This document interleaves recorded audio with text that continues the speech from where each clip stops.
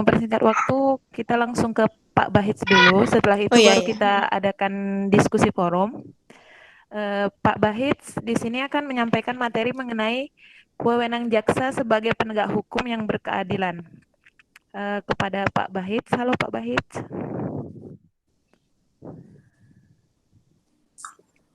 Nah, Waktu ya, dan masuk. tempat kami persilahkan.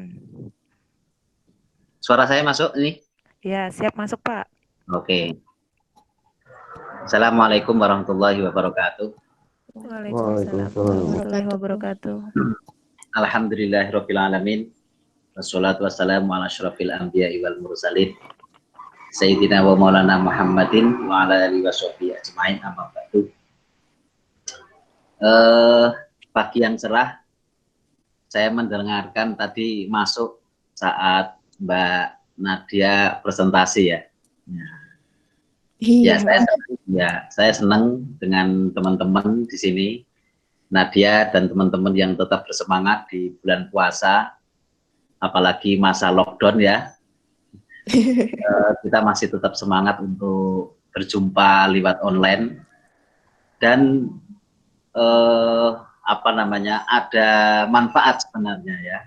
Masa COVID itu akhirnya semuanya online, akhirnya kita belajar semua tentang telekonferensi ini. Dan kalau di kampus pun sama ya. Ada yang menggunakan Zoom ya, ada yang menggunakan Cisco Webex, ada yang menggunakan, bahkan ada juga yang menggunakan WhatsApp gitu dalam menguji gitu. Ya, tapi saya baru kali ini menggunakan Meet Google, walaupun beberapa kali juga hanya lingkup kecil gitu, tapi untuk lingkup besar saya baru kali ini. Ini saya manggilnya apa ini? Anak-anakku semua ini ya. Iya Pak. Ya.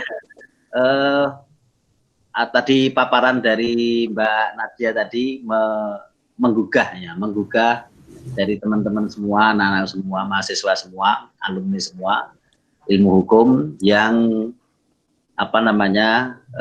membuat sejarah baru lah, pecah telur di ilmu hukum itu. Kemarin memang tahun berapa ya masuk ya kemarin Mbak Nadia? Saya rekrutmen 2017 Pak. 2017. Kalau masuk UIN 2013 ya. Oh, 2017 ya masuk jaksanya ya? Iya. Memang kemarin 2017, 2018 itu fenomenal kita di fakultas itu. Fenomenalnya karena kalau khusus untuk ilmu hukum itu pecah telur, ada yang masuk di kejaksaan. Kemudian hakimnya juga terbanyak ya. Kemarin yang masuk hakim itu menurut hitungan Bu Sri Wahyuni itu ada 107 calon hakim yang sekarang juga sudah mulai tugas, 2 tahun sudah mulai tugas. Ada beberapa seperti Nuzulul Hidayah kalau nggak salah yang ilmu hukum itu. Angkatanmu bukan itu, Nuzulul Hidayah. Dia bukan, Pak. Bukan ya? Iya. Nuzulul Hidayah itu anak ilmu hukum, kemudian sekarang dia ditugaskan mungkin di Kalimantan ya. Tapi sudah mulai pegang palu. Ya, jadi udah dilantik Pak ya. Setelah dilantik, sudah 2 tahun, sudah magang 2 tahun itu keliling, kemudian sudah pegang palu. Beberapa kawannya juga. Nah, yang saya tahu yang anak ilmu hukum itu Nuzulul Hidayah. Memang penting tadi, penyemangat dari Mbak Nadia tadi. Pada saat setelah pengumuman dari calon hakim itu saya ketemu dengan Nuzulul Hidayah karena saya tahu Nuzulul Hidayah itu dia dulu nyantri di Nur Umah, Pondok Nur Umah Kota Gede yang saya juga di situ.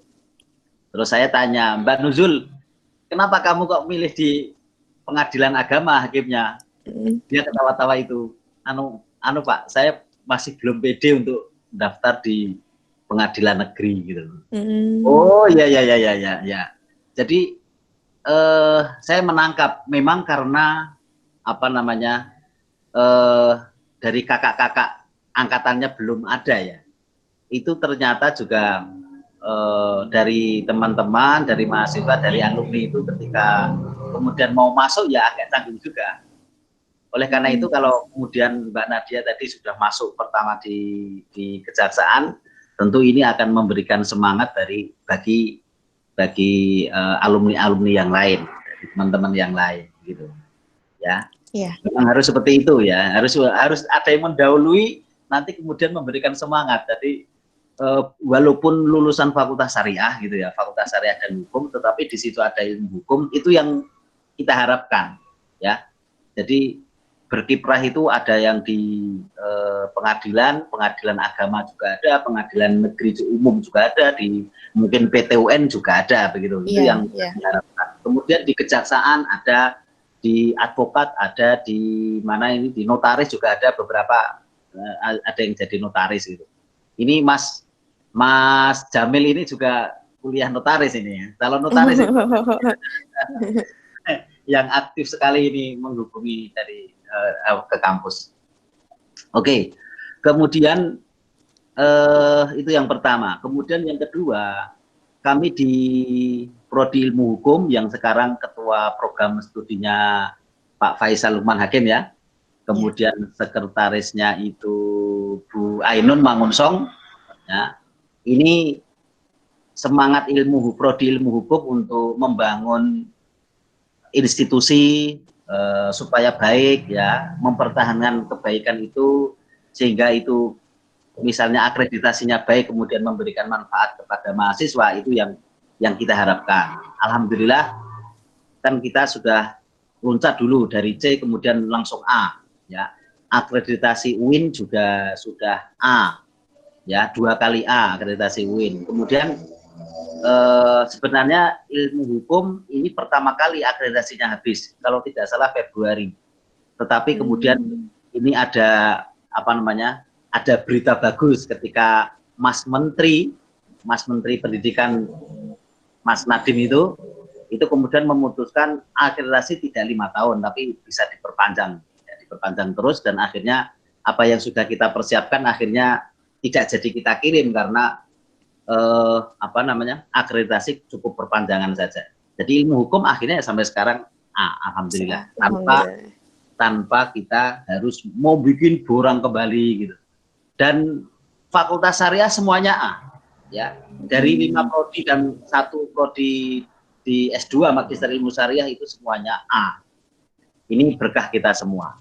Dan tentunya ketika fakultas syariah dan hukum itu duduk bersama dengan fakultas-fakultas hukum se-Indonesia, karena kita diundang, jadi ketika ada pertemuan dekan-dekan fakultas hukum se-Indonesia, kadang-kala saya yang mewakili Pak Dekan, itu kita bangga gitu ya, kita bangga bahwa kita punya kemarin yang kan pada menceritakan itu, bahkan fakultas hukum UI dengan bangganya kami itu calon hakimnya 87.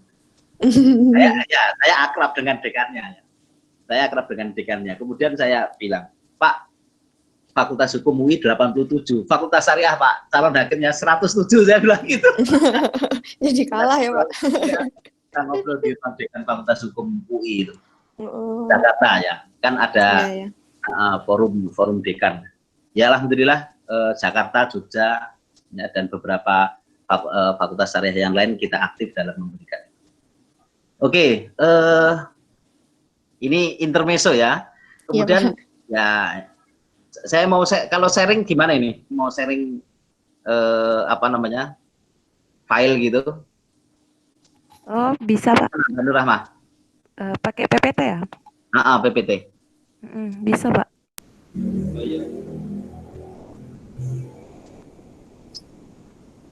Nah, ini kelihatan nggak itu? Kelihatan nggak? Halo? Kelihatan Pak. Ya, kelihatan. Okay. Ya ini ore-orean saya saja ini.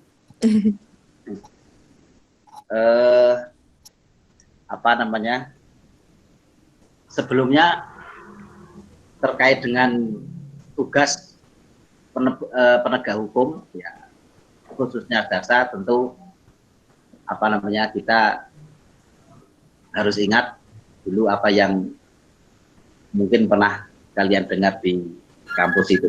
Ini terkait dengan integritas ya. di dalam surat An-Nisa itu Allah menekankan terkait dengan keadilan. Wa idza hakamtum bainan nasi an tahkumu bil adl. Ketika kalian itu berhukum, menghukumi bainan nas di antara manusia, an tahkumu bil adl. Maka hukumilah mereka itu bil adl, dengan keadilan. Ini pesan moral ya, pesan moral yang bisa kita dapatkan dari ayat-ayat Al-Quran, bahwa di dalam berhukum itu satu kunci adalah berdasarkan atas keadilan. Itu yang pertama. Kemudian saya menyampaikan juga ada sebuah bait. Orang Arab itu sukanya bait, membuat bait-baitnya. Ada sebuah bait yang ini cukup dikenal di dunia pesantren. Ya, kalau dunia pesantren itu salah satu kitab yang dikaji bagi santri pemula itu adalah kitab Ta'limul Muta'alim, ya, atau kitab tentang yang isinya tentang belajar mengajar. Di situ ada bait yang bisa kita ambil. Fasadun kabirun alimun mutahatiku wa akbaru minhu jahilun mutanasiku. Huma fitnatun fil alamina azimatun liman bihima fi dinihi yatamassak. Kalau dilakukan dulu pas zaman saya masih di pesantren itu begini. Fasadun kabirun alimun mutahatiku wa akbaru minhu jahilun mutanasiku. Huma fitnatun fil alamina azimatun liman bihima fitinihi yatamassaku. Yang artinya fasadun kabirun alimun mutahatiku, sebuah kehancuran yang besar jika ada seorang yang berilmu tetapi dia tidak peduli. Wa baru minhu jahilun mutanasiku, tetapi akan lebih besar kehancurannya apabila ada orang yang bodoh tapi dia ahli ibadah gitu, ahli ibadah tetapi dia itu bodoh. Human fitnatun fil alamina azimatun. Dua-duanya adalah menjadi fitnah di dalam fil alamin, di dalam alam semesta ini yang sangat besar, fitnah yang sangat besar bagi orang-orang yang menjadikan keduanya sebagai pedoman. Ini disampaikan taklim itu disusun oleh Syekh Ibrahim bin Ismail Al-Zarnuji pada abad 13 Masehi. Jadi kurang lebih ya sudah 7 abad ya. Kitab itu disusun dan masih dikaji terus-menerus di pesantren. Menjadi pesan moral bagi seorang pencari ilmu. Kemudian ada pesan dari Bernardus Maria Taverne. Ini 1874 sampai 1944. Dia pernah mengatakan begini. Give me good rechter Kommissarissen, good Offizieren van Justizien, good Politie Ambtenaren. Een ik zal met een slecht wetboeken van strafprosesrecht het goede beroeken. Yang artinya kurang lebih, give me good rechter, berikan aku seorang hakim, seorang jaksa, seorang polisi, dan advokat yang baik. Ini saya akan berantas kejahatan meski tanpa undang-undang sekalipun. 3 pesan moral itu menjadi catatan kita bersama tentang integritas yang pada saat ini menjadi barang mahal di Indonesia, ya, menjadi barang mahal di Indonesia. Maka saya sangat berharap ketika anak-anakku semua, mahasiswa semua, alumni semua, kemudian sudah berkiprah dimanapun berada, entah itu di hakim, entah itu di jaksa, entah itu di polisi, atau advokat, atau notaris sekalipun, atau dimanapun berada, itu harus menjaga integritas profesinya masing-masing. Saya tidak bicara khusus di kejaksaan ya, tetapi saya bicara umum dengan 3 pegangan tadi, bahwa pesan moral yang bisa kita ambil di dalam Al-Quran jelas wa idza hakamtum bainan nas fahkumu bil adl. Itu yang menjadi catatan besar kita. Kemudian ada apa namanya, dari pesan-pesan dalam bait Nadhom dari Syekh Ibrahim Al-Zarnuji tadi, termasuk ini tadi, pesan moral itu tidak bisa dilatih, ya. Integritas itu tidak bisa dilatih, tetapi bisa kita usahakan. Nah, menjadi seorang penegak hukum, maka moral dan profesional itu menjadi apa ya, sangu lah gitu, menjadi bekal yang penting, dua-duanya penting. Jadi seorang penegak hukum yang berintegritas maka harus mempunyai dua bekal yang penting. Yang pertama adalah bekal integritas moral, kemudian yang kedua adalah integritas profesional. Tentu dua-duanya bisa kita pelajari, tentu dua-duanya bisa kita dapatkan, tetapi harus diusahakan. Terutama yang pertama ini tentang integritas moral, ya. Integritas moral itu tidak bisa dinilai, ya, tetapi itu menjadi pengalaman hidup sehari-hari dari kita semua, ya, di dalam profesi apapun, ya, itu harus menjadi integritas moral. Ini juga terkait dengan pemahaman moral keagamaan. Bukan hanya pemahaman moral keagamaan, tetapi maksud saya pemahaman itu pemahaman yang kemudian diaplikasikan. Ya. Kalau bahasa yang lain itu adalah ketakwaan lah gitu. Tapi kan kita tidak bisa mengukur ketakwaan itu. Kemudian yang kedua, integritas moral kita bisa dapatkan dari pendidikan moral yang ada di lingkungan kita, entah itu di lingkungan keluarga, di lingkungan masyarakat, ya, di lingkungan pendidikan dan lingkungan pekerjaan, ya. Tentu integritas moral itu bisa kita dapatkan. Ada banyak contoh, ya, bagaimana integritas moral itu bisa kita usahakan. Tetapi ini kembali kepada pribadi masing-masing, ya. Di tengah-tengah maraknya dalam tanda petik mafia pengadilan, ya, mafia pengadilan, ini kan menjadi catatan besar bagi kita.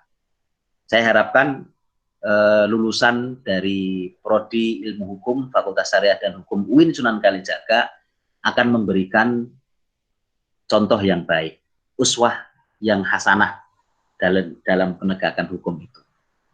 Ya, mengapa? Karena lulusan UIN, gitu, lulusan Universitas Islam Negeri, lulusan yang berbasis pada keagamaan. Itu catatan penting terkait dengan integritas moral. Kemudian yang ketiga, sebenarnya di tiap profesi pun ada kode etik profesi. Ini kode etik profesi itu, misalnya di kejaksaan ada kode etik profesi, kemudian di hakim juga ada, di polisi ada. Dan mata kuliah pun juga ada. Mata kuliah kalau di Prodi Ilmu Hukum itu dulu namanya bukan kode etik profesi, tapi kok saya lupa. Apa Mas Jamil dulu mata kuliahmu yang kode etik profesi itu? Masih ingat nggak? Halo? Kok nggak ada suaranya ya? Halo. Ya. Kayaknya waktu itu kode etik profesi juga, Pak. Waktu itu kayaknya kode etik profesi hukum. Oh gitu ya? Masih sama ya? Mata kuliahnya sama. Nah, oke, itu. Jadi integritas moral itu menjadi sesuatu yang penting, bisa kita pelajari, tetapi kembali kepada pribadi masing-masing. Saya tidak ingin dengar lagi ada mafia peradilan. Tentu semuanya pun sama. Kita tidak ingin mendengar lagi ada plesetan yang sungguh membuat aib hukum pidana, KUHP, kasih uang habis perkara, gitu. Ya, ada istilah-istilah yang lain. ada marpus, maklar, kasus gitu ya, macam-macam. Ini karena apa? Integritas moral. Dan ini menjadi yang penting menurut saya, di samping dari integritas profesional seorang penegak hukum. Kalau integritas profesional tentu didapatkan ketika profesi itu masih mengikuti pendidikan dasar. Kalau hakim, jaksa, ya advokat, kemudian notaris itu kan pendidikan hukum formal. Ya S1 di prodi ilmu hukum. Tapi itu bisa didapatkan dengan yang lain, pelatihan-pelatihan atau pendidikan-pendidikan yang lain. Nah ini dua hal ini yang harus kita pegang bersama. Di samping ada integritas profesional, tetapi kita juga harus memiliki integritas moral.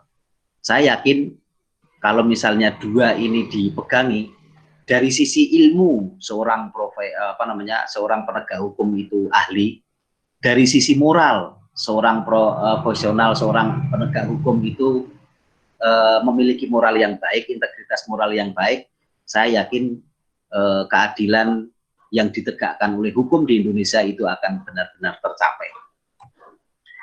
Mengapa kita masih berharap? Karena di Indonesia itu masih banyak teladan yang bisa kita lihat satu persatu. Banyak teladan dari para senior kita, para penegak hukum kita, mereka berjiwa moral yang bersih gitu ya, dan patut menjadi contoh bagi orang lain. Yang pertama Hakim Bismar Siregar. Kalau di hakim itu kan ada contoh Bismar Siregar. Mungkin dulu beberapa kasus pernah saya sampaikan di kelas. Ini Hakim Bismar Siregar yang sudah meninggal 2012 kemarin. Belum lama sih. Ya. Kemudian kalau kejaksaan ini Mbak Nadia ya, ini ada Pak Baharudin Lopa. Karir beliau terakhir itu sebagai Jaksa Agung di masa Gus Dur, ya 2001, ya. Dan beliau kemudian meninggal di Mekah pada saat itu, pada saat umroh. Nggak tahu meninggalnya apa, wallahu alam gitu ya. Tetapi Jaksa Baharudin Lopa itu dipilih seorang presiden Gus Dur itu karena dia mempunyai komitmen yang tinggi. Kemudian dari sisi penegak hukum polisi itu ada Pak Hugeng Imam Santoso, ya. Dulu beliau pernah menjadi Kapolri, ya. Tahun berapa saya lupa itu. Pak Hugeng itu. Pak Hugeng menjadi Kapolri itu yang kemudian menetapkan helm itu menjadi sebuah kewajiban bagi pengendara kendaraan bermotor. Itu. Sehingga ada anekdot dari Gus Dur bahwa polisi itu yang jujur di Indonesia cuma ada dua. Siapa itu? Polisi tidur dan polisi Hugeng namanya. Ya ini yang disebut Gus Dur ya. Hugeng Imam Santoso ini. Kalau dari sisi pengacara ada ada teladan yang sering kita dengar itu Pak Adnan Buyung Nasution, meninggal belum lama 2015. Ini pengacara advokat senior yang memberikan contoh seorang pejuang, ya, kemudian membela dari kaum yang papa. Ini mahasiswa semuanya, ya, para alumni, ya, anak-anakku semua. Dua hal yang harus kalian pegangi ketika besok kalian berkiprah sebagai penegak hukum dimanapun ya. Saya pun seorang dosen pun sama ya. Seorang pengajar itu juga mempunyai dua integritas yang harus ditegakkan, integritas moral sama integritas profesional. Profesional tentunya misalnya harus belajar terus-menerus terkait dengan ilmu hukumnya, sehingga kalau kata Prof Yudian itu la ilaha illallah, tidak ada dosen kecuali profesor begitu. Jadi ya menjadi apa ya, cambuk, menjadi cambuk seorang dosen itu harus profesor. Itu yang pertama dari integritas ilmu, dari integritas profesional. Kemudian yang kedua dari integritas moral. kita pun dosen juga ya dituntut itu. Kan dulu tidak ada yang kemudian datang ke saya, Pak, saya minta nilai hukum pidana sekian, nanti Bapak saya bayar sekian, kan nggak ada toh. Ada ini kalian yang ini minta nilai ke saya, kemudian saya membayar, saya kan nggak ada toh. Itu kalau misalnya saya memperjualbelikan nilai segitu itu ya itu integritas moral seorang pengajar juga sudah runtuh. Karena jadi dimanapun kita berada, kita berkiprah sebagai profesi apapun, maka integritas moral dan integritas profesional itu harus ada begitu. Jadi itu pesan-pesan moral saya ya, sebagai orang tua kalian tentang ini gimana mau menghentikan ini, Mas? Oh, sudah nih. Nah, sebagai orang tua kalian, supaya kalian tetap ya itu tadi mengejar cita-cita, kemudian selalu menambah integritas profesionalnya, selalu belajar.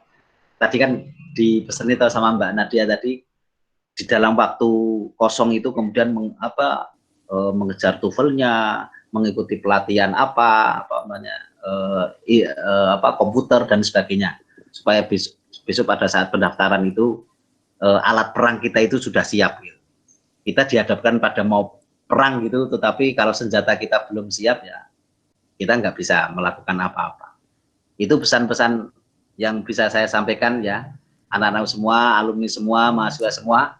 Ya semoga Mbak Nadia nanti ketika tugas tetap mengedepankan dua hal tadi ya. Dan siap Pak. Ya, silakan nanti selalu berhubungan dengan teman-teman, terus memberikan semangat bagi mahasiswa ya. Dan kalau misalnya pas ke Jogja ya, nanti kita harapkan kontak kita lah nanti datang ke Jogja gitu ya. Iya, kalau siap Pak. Kalau di Jogja nanti harus kabarin semangat gitu. Oke, mungkin begitu saja Mbak Nurrahma, Mas Jamil, Mbak Nadia dari saya. Ada kekurangan saya mohon maaf yang sebesar-besarnya. Wallahul muwaffiq wa huwal musta'an wa alaihi tuklan. Assalamualaikum warahmatullahi wabarakatuh. Waalaikumsalam warahmatullahi wabarakatuh. Terima kasih Pak Bahits atas materi yang telah disampaikan, sangat luar biasa.